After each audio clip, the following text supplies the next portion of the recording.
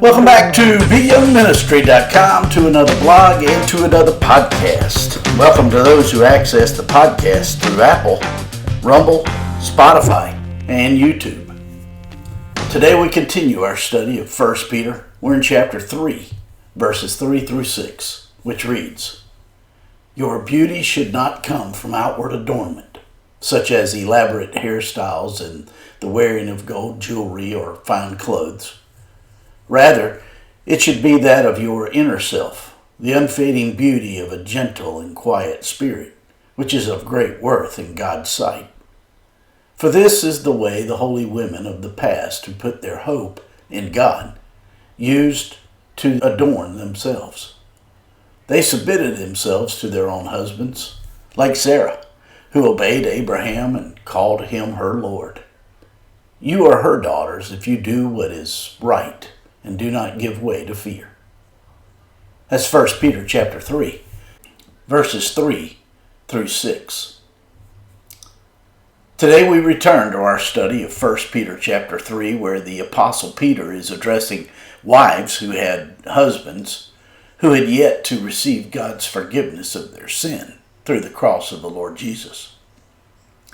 We live in a world which has long rejected the wisdom of God on a given subject, especially the role of a wife in a family.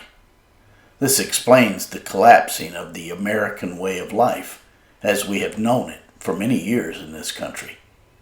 In fact, as we look down history, this is the pattern throughout the history of mankind. The rejection of God's truth results in the downfall of civilization. In verse 3 of today's passage, we read, "Your beauty should not come from an outward adornment, such as elaborate hairstyles and the wearing of gold, jewelry, and fine clothes." In the Roman world of the first century, cosmetics were big. The women dyed their hair all kinds of colors. They waved it and they braided it elaborately. But attention to one's outward appearance as the source of meaning or influence never leads to wholeness or completeness. It is almost as if many are trying to deny the existence of the fall. However, the Apostle Peter was not arguing that a woman should not adorn herself outwardly. He was merely arguing that the Christian wife was to not invest more in the outside at the expense of the inside. In verse 4 of today's passage we read, "Rather it should be that of your inner self, the unfading beauty of a gentle and quiet spirit, which is of great worth in God's sight." It is wise of the wife to invest in her inner beauty that proceeds from her consistent walk with the Lord. Due to the successes of the feminism movement, women today are more enslaved to the opinions of others about their appearance than they were years ago. Today we see teens starving themselves to get that right look, adult women undergoing painful surgeries to keep that youthful look, and aging in America appears to be considered a disease. The word translated gentle in this verse means meek. The word quiet means peaceful, calm, and in control. The word spirit means disposition. The most beautiful women are those who have a meek, gentle, peaceful, calm, and quiet disposition. This is the inner virtue that a woman is to pursue, and that is what wins the heart of a man.